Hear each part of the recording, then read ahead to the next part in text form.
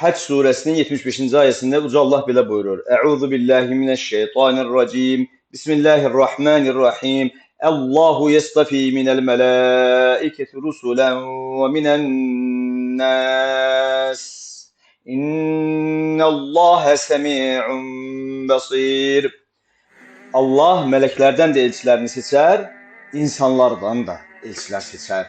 Həqiqətən Allah hər şeyi eşidəndir, görəndir.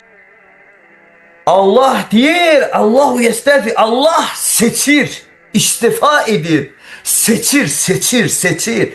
Kimi seçir? Ne için seçir? Allah meleklerden, ya da ki insanlardan elçiler seçir. Yaxşı, eğer bir insan şirk küfür edipse peygamberlikten önce, burada artık seçilmeyin bir mənası qalır.